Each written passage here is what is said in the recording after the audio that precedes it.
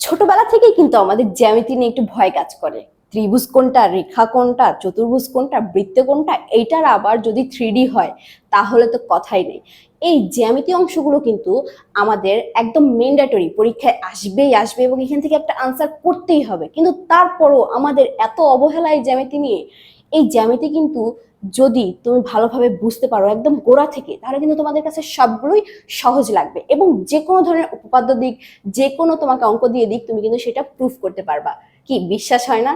তুমি আমাদের জ্যামিতির যে ক্লাসগুলো রয়েছে, ষষ্ঠ অধ্যায়, দশম অধ্যায়, তারপরে তোমার অষ্টম অধ্যায় এবং 16 অধ্যায়, এই সবগুলো অধ্যায় যেগুলো জ্যামিতি সম্পর্কিত সবগুলো অধ্যায় যদি তুমি আমাদের ক্লাসগুলো করে ফেলো, তাহলে কিন্তু দেখতে পাবে যে কতটুকু বিস্তারিতভাবে একদম ধরে ধরে শুরু থেকে তোমাকে সবগুলো টপিক বোঝানো হয়েছে।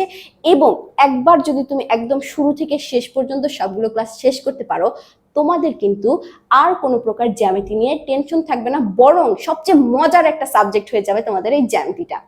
আর কি দেরি করছো কেন? এখনই কিন্তু আমাদের দশম শ্রেণীর সম্পূর্ণ গণিত কোর্সটা করে ফেলো।